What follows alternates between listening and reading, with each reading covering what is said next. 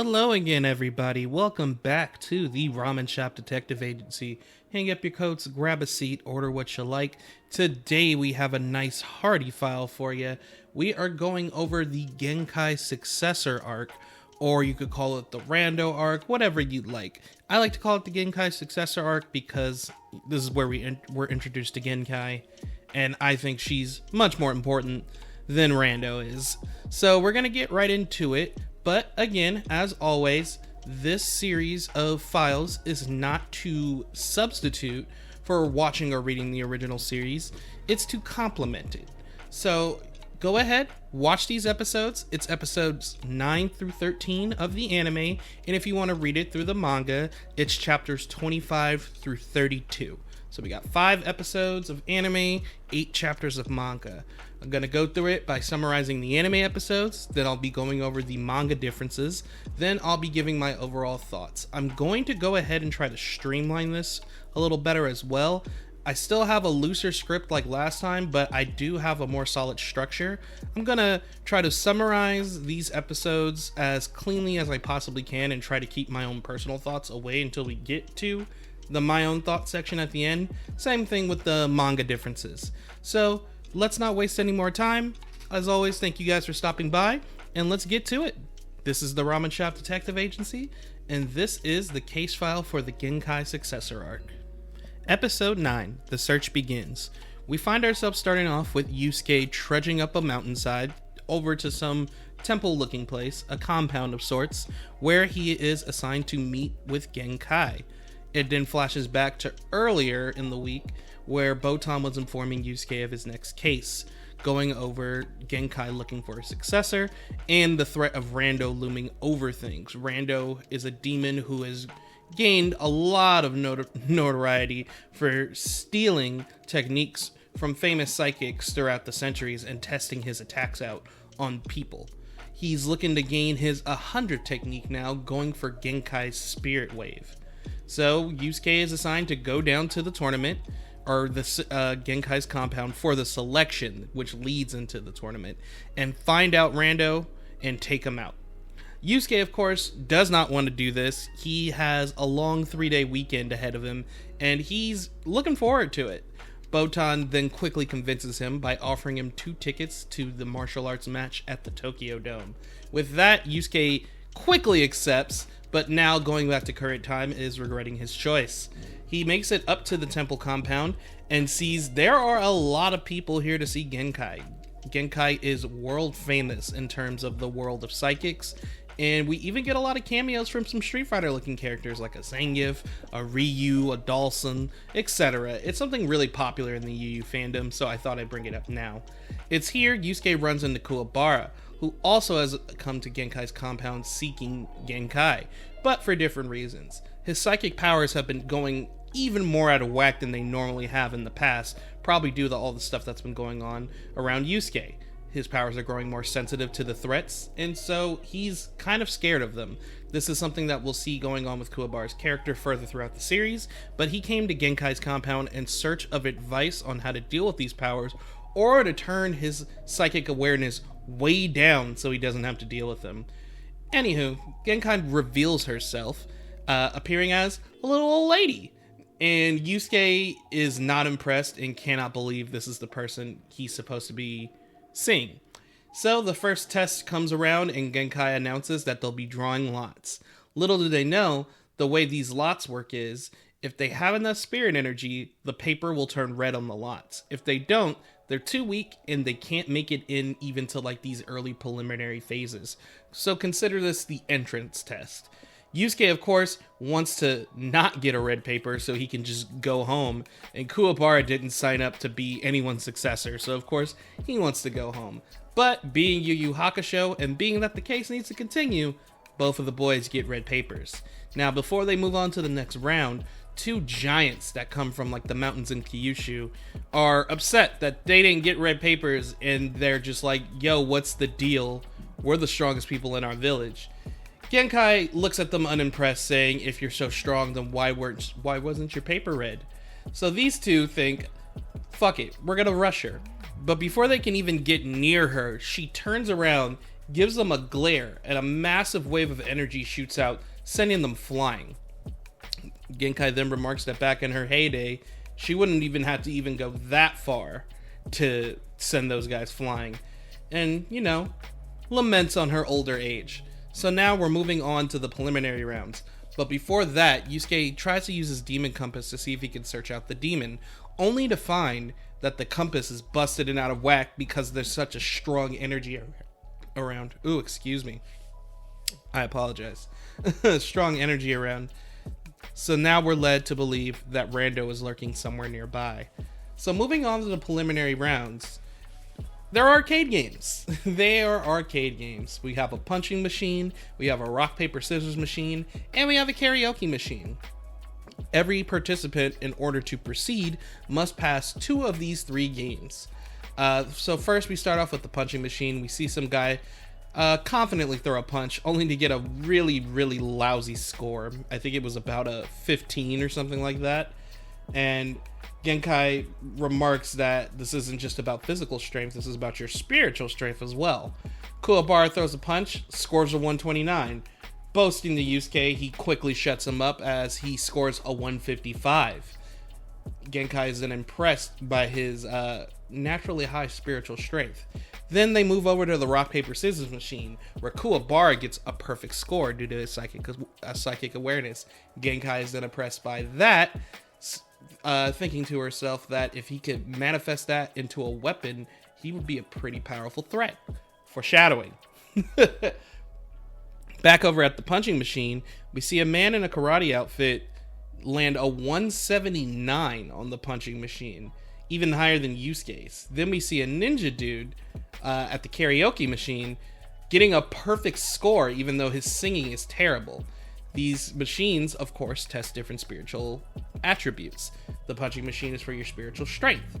The rock, paper, scissors machine is for your spiritual awareness, and the karaoke machine is for your spiritual growth, how well you can adapt and how well you have, how much room you have to grow as a fighter spiritual-wise. So this narrowed down the participants to, I believe it was about 20. So now we move on to the third test, a walk through the woods. So Genkai leads them to a forest where they have to make it to the other end, where there's a giant tree where she'll be waiting for them. They have a time limit to get through, and if they get caught up in traps or anything like that, they are disqualified. The goal here is to use your psychic awareness to make it through. There's some banter with the guy in the karate outfit and, of course, the ninja boasting and talking their shit about how they're going to make it through. Meanwhile, Yusuke, being Yusuke, is acting all smug, and Kuabara, not wanting to turn down a challenge against Yusuke, is of course going to take the run. So they go through. Kuabara is actually the first one through the forest due to the fact that his high spiritual awareness allows him to get through all the traps and not even run into a threatening situation. As we see other contestants get knocked out through the traps or weird creatures in the forest, we see Kibano, the guy in the karate outfit, knocking out wolves like he's Mike Vick, just swinging left and right and laying them down. And so later we see Kibano and the ninja, known as Kazemaru, make it to the end shortly after Kuabara reaches. Meanwhile, no one knows where Yusuke is. He's way back near the end due to the fact that he's like, everybody knows the quickest way through a forest is a straight line. Almost getting himself lost and leading him directly into the territory of Baldur, the giant man-bat demon. So Baldur is flying around, talking his creepy bat shit, slashing by Yusuke with his great speed, and Yusuke's only kind of defending and waiting for him to make a move. Due to Yusuke standing around, he's memorized the attack pattern of Baldur, and no matter how fast he is, Yusuke is able to, read his moves and get the upper hand.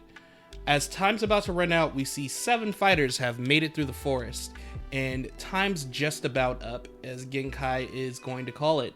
Kuabara then tells her to wait, there should be one more person coming, but she says she doesn't make exceptions. Just then Yusuke shows up, saying that if he had to take his time due to Baldur eating up the time he had left. Genkai is actually surprised by this, wondering how Yusuke was able to make it through Baldur, He's supposed to be the strongest demon in that forest. And Yusuke said, it was nothing, you know. So Genkai again is impressed. And that leaves us with 8 competitors and 6 possible suspects of who Rando could be, thus concluding the first episode of this arc. Episode 10, Kuabara Spirit Sword. For the next round of the Genkai Succession, we have a tournament. They enter a dark room where they'll be fighting in the dark. How do you like that? Before that starts, Genkai asks the group to introduce themselves since they haven't formally done that yet. So we have Musashi. He's a samurai that specializes in, exorcising demons. Sharon. He's a young martial artist specializing in kung fu. Also a monk traveling the world for training. We have Kibano, a master in all different forms of martial arts looking to improve and grow upon himself. Chimpo, a mystery man from China who practices martial arts. Kazamaru, one of the last ninja. He works as a bodyguard. Kuroda, he's an assassin with a higher than normal psychic awareness. Then we have Kuabara, the strongest punk in Sariasuke Junior High. And then we have Yusuke, the real strongest punk in Sariasuke Junior High. So with that, lots are drawn and the matchups are made. Our first match is going to be Kazamaru versus Kuroda. Before the round starts, Kuroda asks, in his line of work, he doesn't stop until he kills the target, and he only finds it more professional to do so since his opponent is a bodyguard. Genkai says she doesn't care how you win the fight, as long as you win it and come back here when it's done. So killing is in fact allowed in the tournament. Ooh. Also, Kuroda asked if she would mind or hold it against him if he won the tournament and became her successor, due to the fact that, he kills people on the regular. Genkai then expresses the fact that she is a psychic and not a saint. She is not here to fight against the forces of evil and being all a part of the side of good and justice. She's here to pass down her techniques so her legacy can live on before she dies. This kind of puts a bad taste in Yusuke's mouth, of course, because damn, okay, lady, so you will totally let Rando take your techniques if he wins. So now Yusuke has an even stronger sense of urgency to find this guy. We also have a scene where Kuabara is kind of feeling a dark presence in the room, but he can't quite pinpoint who it's coming from. But that, in fact, is the presence of Rando. He can hide himself in whatever disguise he's in, but Kuabara can still slightly feel that demonic presence in the room. So Yusuke's on high alert trying to figure out exactly who Rando is among these 6 competitors. So with that, Kazamaru and Kuroda enter the darkness, and we hear the clashing of their battle commence. Kuroda specializes using knives. Kazamaru is a ninja. We haven't seen what gear or techniques he has on him quite yet, and we don't see it throughout this fight because it's completely dark. Yusuke and Kibano have trouble seeing and enjoying the fight, whereas Kuabara, just barely with his psychic awareness, can see what's going on, stating that the assassin is pushing back the bodyguard. When it looks like Kuroda is about to win and Kazamaru is backed into a corner, Kazamaru fires out a blast of spiritual energy from his palm, obliterating Kuroda and killing him, which is always funny. So Yusuke is shook as shit by this, of course, because it felt like the spirit gun, but much more powerful and larger due to the fact that Kazamaru used his whole palm. We then see that Boton is here to back Yusuke up. Yusuke runs outside to talk to her, Kuabara following along. It's then that Yusuke kind of reveals to Kuabara that he's essentially a spirit detective, and he's on a case looking for the demon Rando.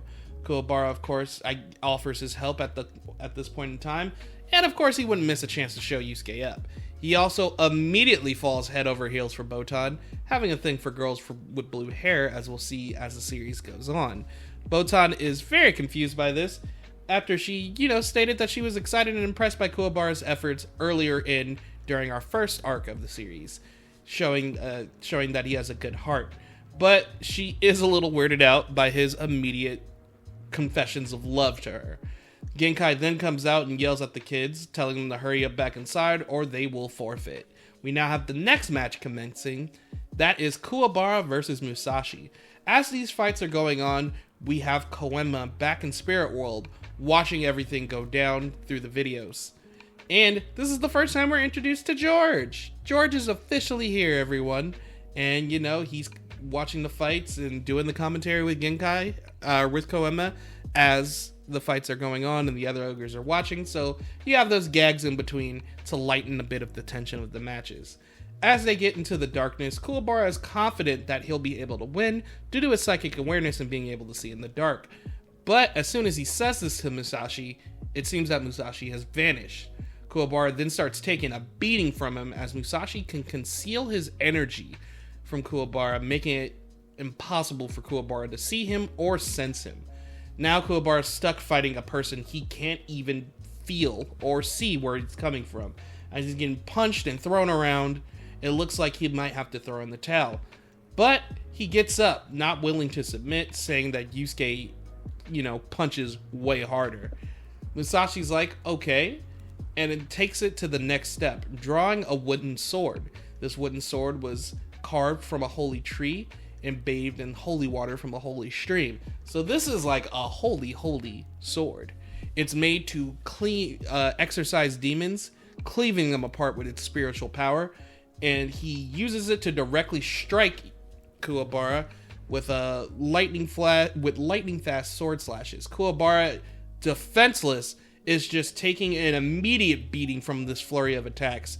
He's knocked over and almost looks like he's down for the count, but he manages to break off a piece of the sword due to the fact he has such a sturdy body. Musashi is kind of like shocked by this, not understanding how someone could be that durable, but not very scared of Kuabara holding the broken sword tip in his hand.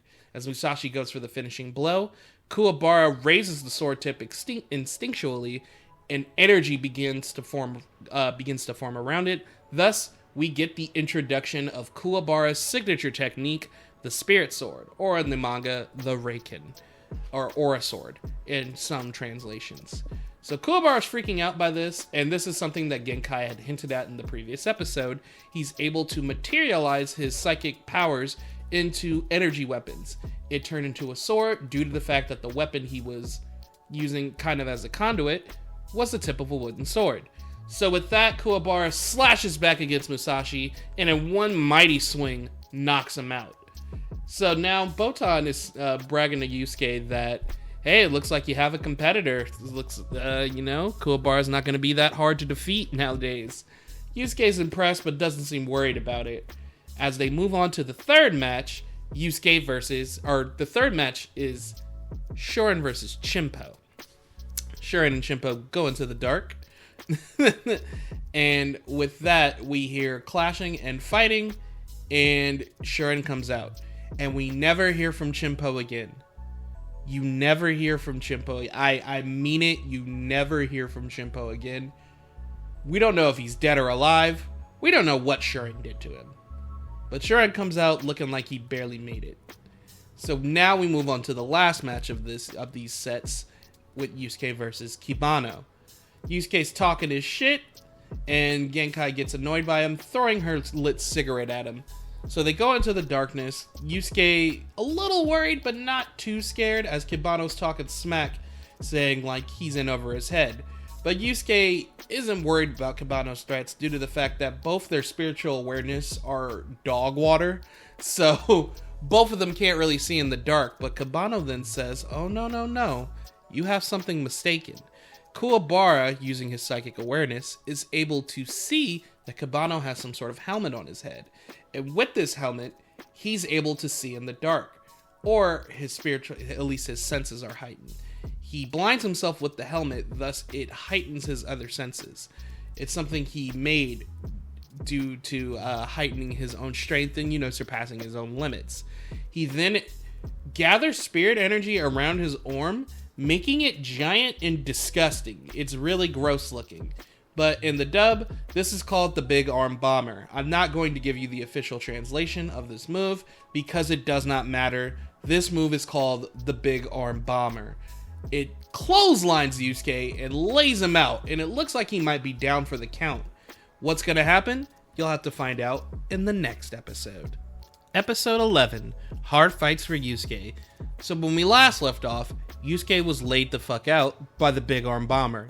Yes, that is its official name, the Big Arm Bomber. What's its name in the Japanese? Does not matter. It's called the Big Arm Bomber. Yusuke manages to get up, trying to counterattack, but unable to do so due to the fact that he can't see Kabano. He even tries to look out, listen for his footsteps, but that doesn't work because he still can't exactly pinpoint where Kabano is, meaning his blows can't land direct hits. He then even tries to go for a grab when Kabano gets close in, but Kabano, being a master of all martial arts, is able to out-grapple him, doing another one of his famous moves, the Banzai Missile. What is it called in Japanese? Does not matter. This move is called the Banzai Missile. Yusuke goes flying into the ground, and it looks like this time he might be down for good. Still getting up, and it looks like he starts trembling as Kabano is going in for the finishing blow, thinking that Yusuke is scared of him. It's then when Genkai realizes what he's planning. He's not trembling, he's powering up. As Kabano gets close in and almost point blank to Yusuke, Yusuke fires his spirit gun directly at Kabano, hitting the helmet and scoring a direct hit, knocking Kabano out. But just before he passes out, Yusuke reveals the trick of how he knew he was coming. The cigarette Genkai had thrown earlier came in handy, so back when Yusuke tried to grapple Kabano, he snuck it into his gi belt. Thus, when Kabano got close, he could see the light from the cigarette, and that's when he fired his attack. Kabano is out of the tournament. Yusuke makes it to the semifinals. As we quickly move to the semifinals, it is immediately stated that Yusuke will be going up first against Kazamaru. Yusuke, of course, is not okay with this because he just fought, but Genkai says, get over it. They then go to change scenery. As they're walking up to the destination, their next destination, I'm sorry, Yusuke and Boton are discussing who could Rando possibly be at this point. It's down to Sharon and Kazamaru. One of these two has to be the demon in disguise. As they make it to the battlefield, it's a swampy bog-type place that used to be a battleground where countless souls had died on the battlefield. And Kuabara freaks out because due to his heightened sixth sense, he can kind of feel all these spirits looming around, and it makes him extremely uncomfortable. But this is also a place where a lot of spiritual energy can gather. So Kazamaru can feel his energy returning, and he feels even more invigorated. Whereas Yusuke does feel some of his energy come back since he just fought, it's not enough to fire off another spirit gun. After a little banter with Ogre, aka George, and Koenma, we get to the match, where Yusuke is immediately on the defensive, Kazamaru hitting him with a flurry of punches, Yusuke unable to defend. It looks like he might be down for the count, and as Kazamaru goes in for the finishing blow, Yusuke goes for an uppercut with all his strength after Kuabara yells at him to go for it. Kazamaru manages to dodge the punch, or that's what it looks like at first, when he realizes that the graze from the attack cuts the side of his face. Kazamaru is actually shocked by this, now knowing that he can't let Yusuke touch him. So now he has to fight at a distance, pulling out his shuriken, or his shuriken throwing stars, as they say in the... I hate that. You don't need to say kunai knife. You don't need to say shuriken throwing stars. Just say kunai. Just say shuriken. I'm sorry, that's just a pet peeve of mine for older dubs. But Kazamaru throws these shurikens, and Yusuke quickly dodges them. But that doesn't work as they flip around and try to hit Yusuke again. Yusuke is like, oh, so they're kind of like boomerang knives. No, not quite. These shuriken have been made specially to track a person's spirit energy, and they won't stop moving through the air until they hit their target. Yusuke then tries to trick them by standing in front of a tree and jumping out of the way in the last second. But as the shuriken, or at least some of them, jolt and stab into the tree, they immediately explode, Kazamaru stating that he stores gunpowder in the tip of every shuriken. So even if Yusuke has them hit something else, the explosion will still cause damage to him. Yusuke, not knowing what choice he has left, opts to tell Kuabara that it's in his hands as he charges in straight towards Kazamaru. Kuabara and Boton are shocked by these words, and shocked that it looks like Yusuke's going for a suicide run. As the stars are honing in on him, Kazamaru thinks that it's funny that Yusuke is going to go for an attack that might destroy them both. But Kazemaru isn't worried about that as he holds out his palm and gets ready to shoot out his aura blast of energy. Before that can happen, Yusuke suddenly vanishes from sight. Kazemaru, being shocked by this for a second, is not able to time his blast right as his shuriken shoot right at him. And boom. After an explosion, Kazemaru is hit by his own attack, and he is knocked out. As Kuabara and Boton look for Yusuke, they see his hand sticking out of one of the bog holes. They pull him up, and he's okay as he's choking up bog water. And Kuabara thought, hey, it's pretty clever that you thought to hide in one of the swampy parts and dodge the attack, luring Kazemaru into a trap. And Yusuke's like, nah, I slipped. That was not intentional. Which is classic Yusuke luck, but I love to see it. So due to that, a win is a win. Kazemaru's laid out, Genkai stating that though that was luck, anything goes for these fights, and Kazemaru wasn't able to react in time to his own attacks and the sudden changes of the battle. So the win is Yusuke's. Kazemaru not transforming at the end of the fight clearly shows to Boton that only one person could be Rando. And if you didn't guess it, it's kinda obvious. Yes, Sharon is Rando. And as we end the episode, we're about to get to the second semifinal fight with Kuabara versus Sharon. Episode 12, Rando rises, Kuabara falls. So we leave off where we left last episode, with Rando being revealed to be Sharon, at least by process of elimination. As Kuabara prepares to fight him, Yusuke gives him a warning that he'd be better off dropping out of the fight.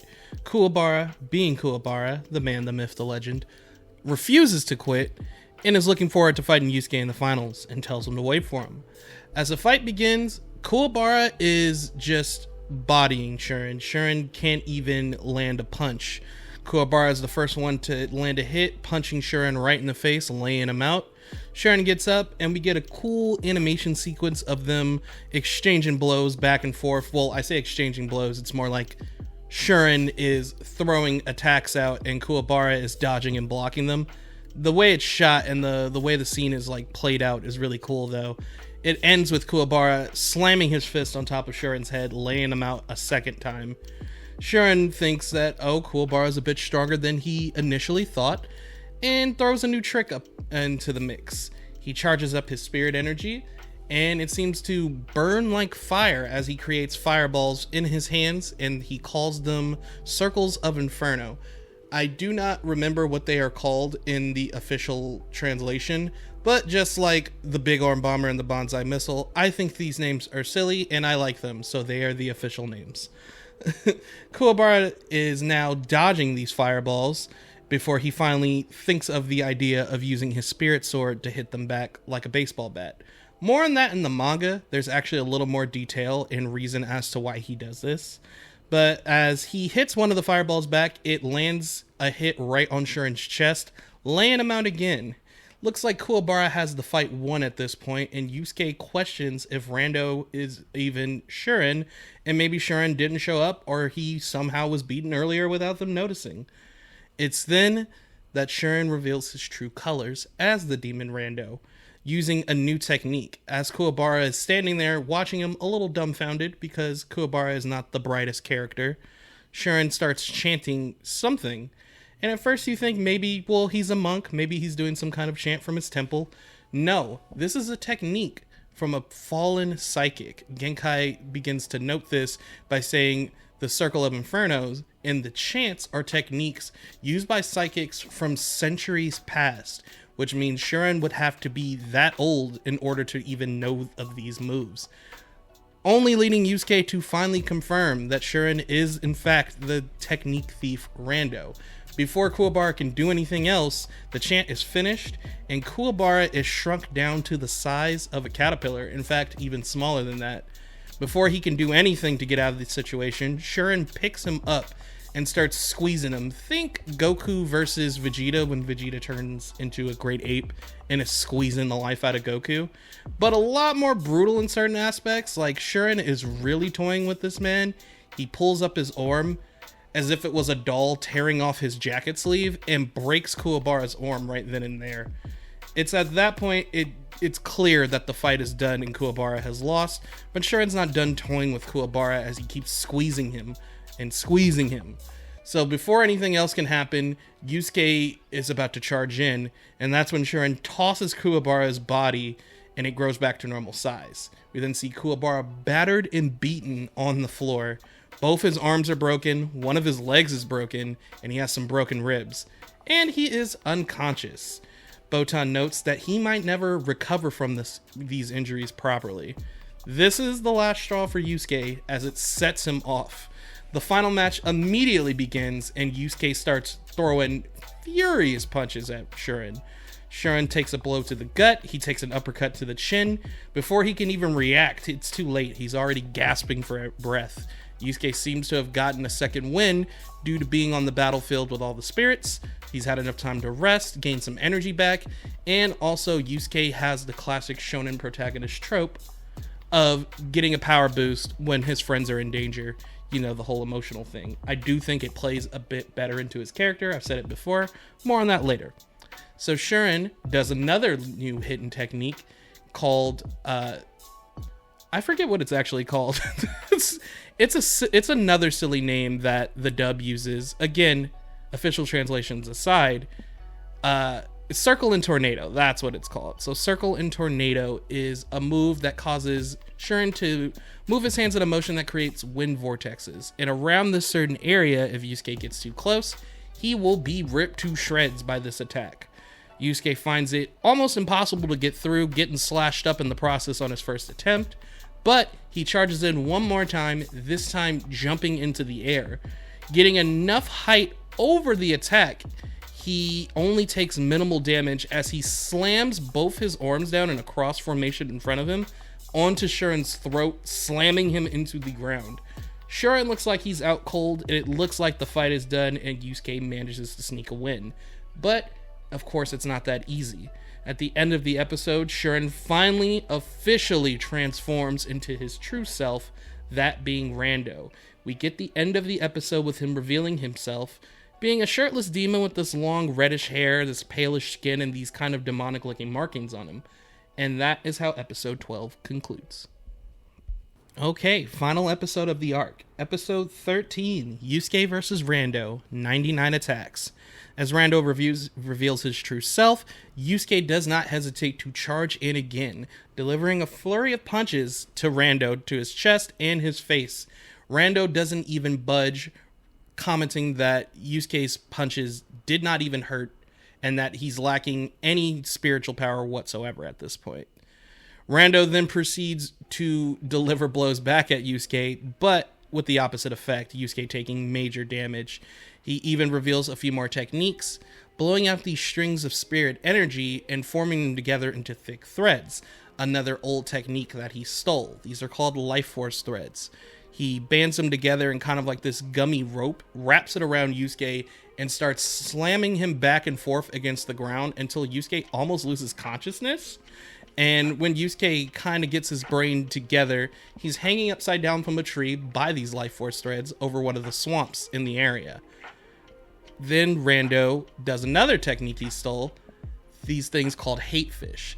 These fish are fish from the demon world, and they enjoy eating human flesh a lot, ready to tear Yusuke apart. It's then Rando boasts that he's ready to show off his favorite technique, something he recently gained, as he gets into the spirit gun pose. Boton and Yusuke are shocked by this because Yusuke had only shot the spirit gun one time during this entire arc, meaning that Rando only looked at the move a single time and was able to steal it. He fires it, this spirit gun being red instead of blue due to the fact that Rando is a demon. It grazes past Yusuke's cheek because he's using it just to scare him. But now, Rando is actually able to fire more than one shot, unlike Yusuke, shooting another blast, hitting the branch Yusuke's hanging from, and dropping him into the ocean, or into the swamp. As Yusuke is sinking down in the swamp and the fish are coming right for him, he thinks, hate fish. What a stupid name. And I agree with that. I relate to that line so heavy because the dub translation was not even trying with these translated names. Hate fish is a stupid name. As Yusuke is about to get devoured by these hate fish, however, Kuabara unconsciously is able to transfer some of his remaining spirit energy over to Yusuke. As this comes out, it's as if part of his soul goes down into the swamp to help him. It scares off all the fish, and Yusuke kind of gets like this dreamy, mirage-y message of Kuabara straight talking shit to him, saying that if he was in his situation, this would have never happened to him. Maybe he'll just beat Rando after this and be Spirit Detective instead of him. This thus sets Yusuke off. Along with the energy he gained, he powers up, breaks out of the threads, and kills all the fish in the swamp. Leave it to their rivalry being the thing that Yusuke uses to power himself up. Rando questions where Yusuke is in the swamp and is waiting for him to surface. He sees some bubbles come up, he shoots at them. But Yusuke uses the swamps being connected in the area to his advantage, popping out from another boggy hole behind Rando and gathering enough energy to fire off a second spirit gun shot. Rando and Yusuke then have a really cool spirit gun clash, something that you never see a lot throughout the series, energy attacks clashing. This isn't Dragon Ball Z after all. But Yusuke states that Rando's spirit gun isn't enough because he holds too much back. And Yusuke's spirit gun thus overpowers his, sending Rando flying into the swamp. Yusuke then hopes and prays he does not get up. Rando, unfortunately, does indeed get up. And he starts delivering more physical blows to Yusuke, punches to the jaw, kicks to the chest. Yusuke can barely stand at this point. He's almost completely drained of energy. That gift from Kuabara gave him his last burst hurrah. And though Rando can't use any more of his own spirit energy as well, he still has a chance by using that chant he used on Kuabara. So as he goes for it, Yusuke thinks to himself he must have gotten hit harder than he thought because he can barely hear Rando. As Rando finishes the chant and already early proclaims his victory, he suddenly shrinks, and he's the one that grows small. Rando, being shocked by this, isn't paying attention to Yusuke getting to his feet, Yusuke stating he doesn't have enough to throw another punch or kick, but he does have enough strength left in him to fall on top of him. As he falls, he drops an elbow on Rando's back, knocking him out and winning the fight. Thus, Yusuke is the victor of the Genkai tournament. After that, Genkai uses her Spirit Wave technique, or at least one of her many techniques, to heal Kuabara's body, and he'll be able to recover better than ever, in fact.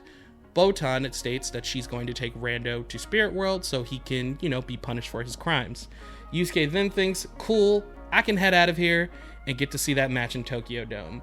And Genkai's like, slow down. That's not what do you think was about to happen here. She did this whole tournament in order to find a successor to carry on her legacy. Yusuke has won the tournament, thus he has to stay here and train with Genkai for the next 6 months to learn her techniques. And there's no way out of this. Yusuke has to do it. So, much to his sadness, he's not going to that match, and he has to spend a grueling 6 months of training. Thus ends the Rando arc and these sets of episodes. So now that we've summarized those, I'll quickly go over the manga differences. There aren't a lot in this arc. It's a few more than the 3 monsters, but not like we had in the first arc. So let's quickly go over those. So one of the earliest manga differences that we'll see is that there's a lack of Street Fighter characters. As I said in the anime in episode 9, when Yusuke got to Genkai's compound, we see a lot of references to Street Fighter characters like Ryu, E Honda, Dalsum, etc. We don't get that in the manga. That's just an anime nod to Street Fighter characters and the idea that they would travel the world looking for further strength, so they would come to Genkai's, compound to be her successor.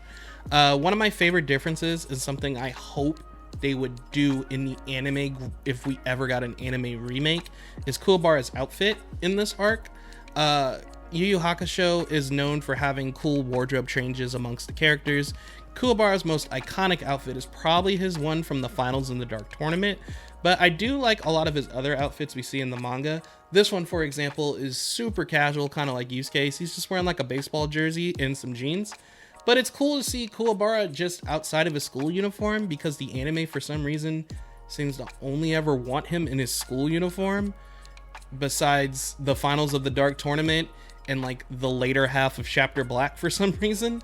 I don't know why they decided to do that. Maybe they just didn't feel like doing it. But I like the baseball jersey outfit, and it's a nod to references of his name, because part of his name's references for his first and last name are based off of actual Japanese baseball players, which is why Kuabara kind of swings his spirit sword around with the grace of a bat. It's a reference to that and a nod to that. So the whole Sharon fight scene where Sharon's throwing the fireballs and Kuabara's, saying batter up and hitting them back, that's the idea, and it just didn't come out of nowhere as some random joke. It's going off the puns from his name. So I feel like that would go over a lot better in the anime if they animated him in the correct outfit. It's not a big deal. It's just one of those differences that I wish got put in officially. Another difference is when they go through the forest and Yusuke falls Balder, that weird bat demon guy.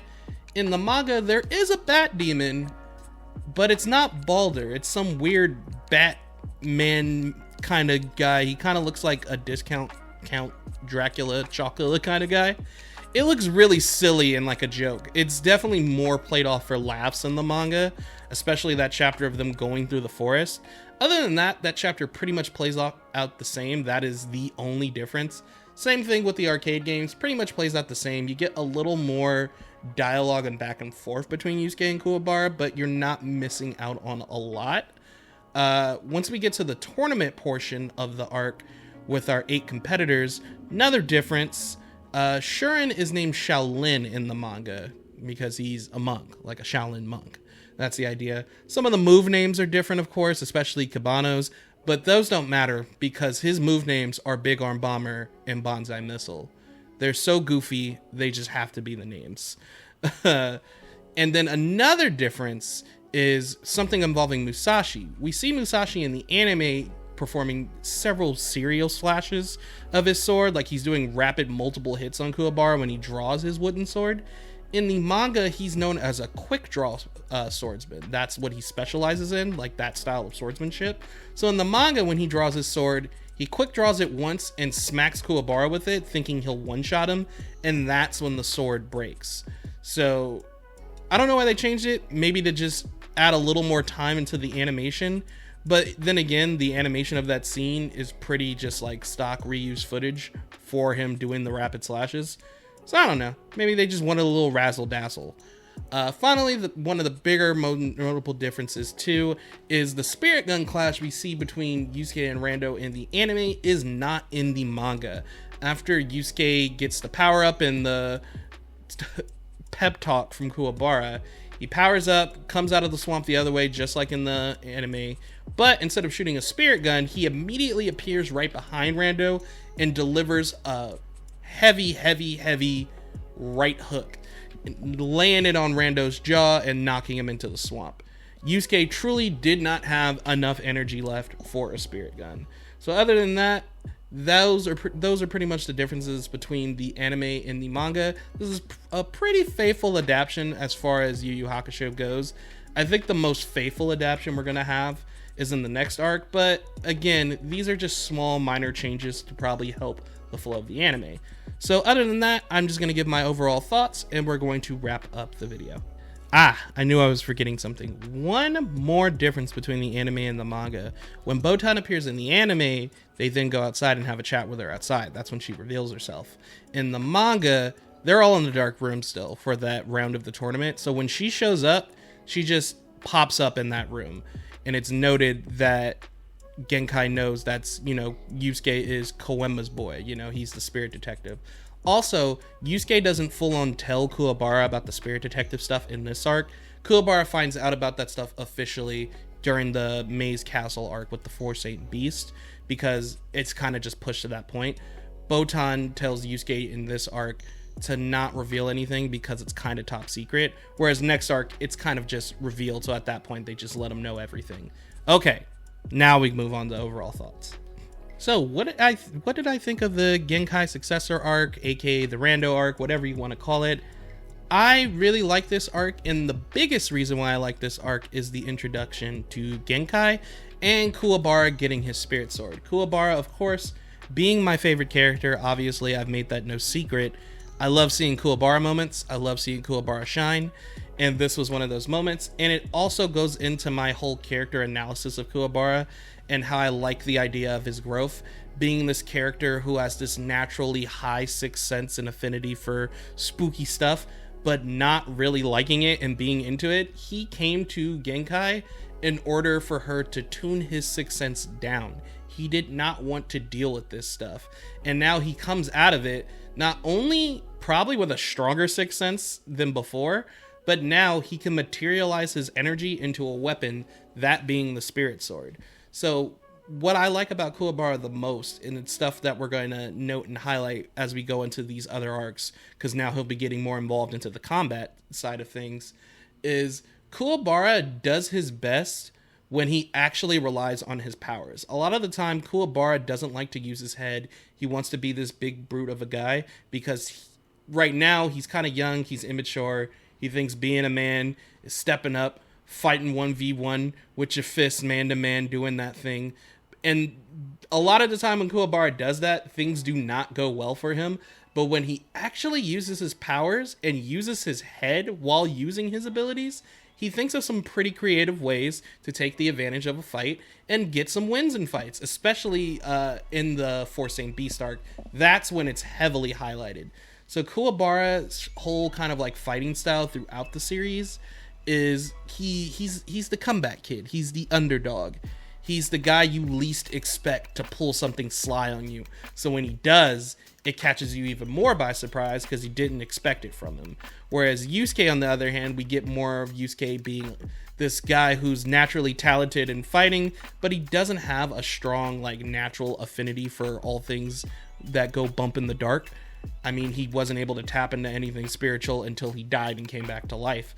So it makes sense, but Yusuke also has this natural sense of luck. Yusuke is a very street smart, street savvy guy, so he uses like things like pickpocketing, fighting dirty in the streets, as we'll see in other arcs too. Like he starts to mix that with the martial arts training he gains from Genkai. He stays kind of a straight brawler with martial arts influences and the ideas of these tricks of the trade of being a delinquent and a bit of luck. You know, luck plays a big part in life.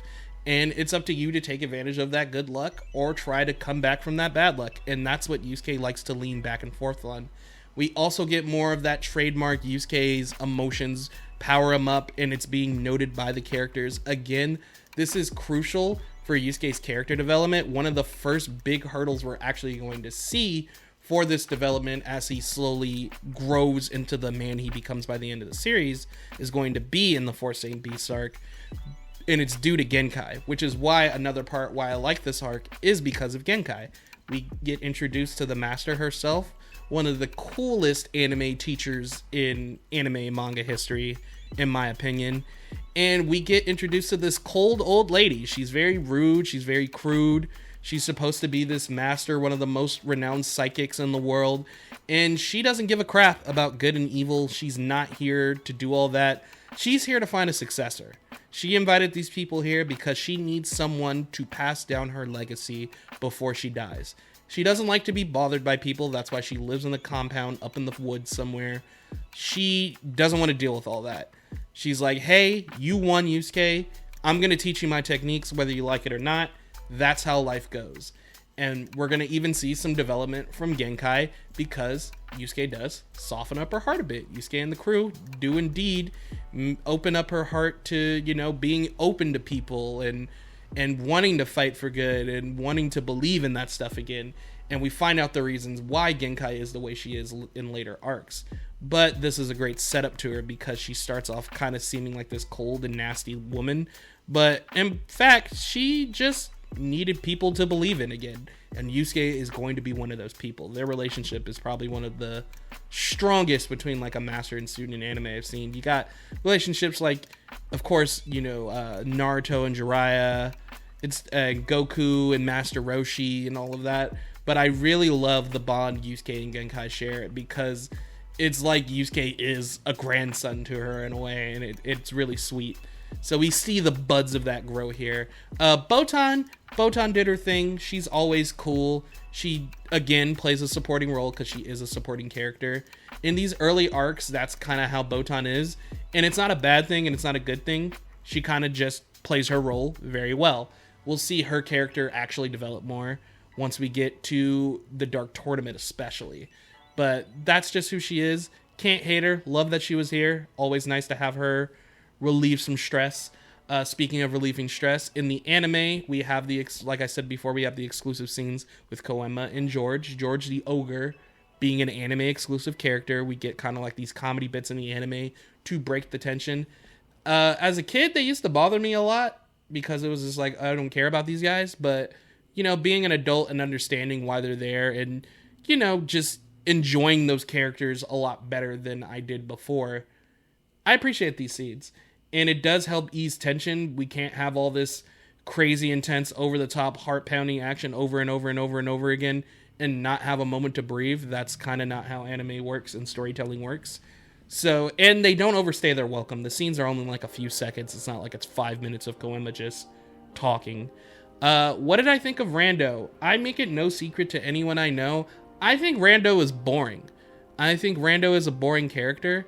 The arc itself is not boring. There's so many aspects to it. Like, one thing I've always wanted to know and see are more human psychics. We kind of don't really see human psychics again, like martial artist type human psychics again for the rest of the series. We do get psychics in Chapter Black, but they're kind of a different breed. So I kind of would have wanted more of that just so Kuabara could have had a little more to latch onto because he is the psychic of the team.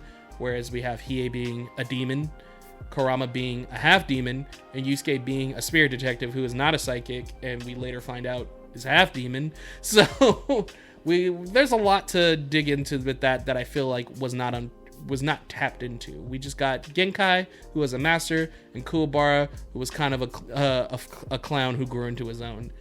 But I also just love like seeing the fights, like Kazumara being a ninja, Kibano being this master of martial arts. It's cool to see. Chimpo, R.I.P. We will never know what happened to him.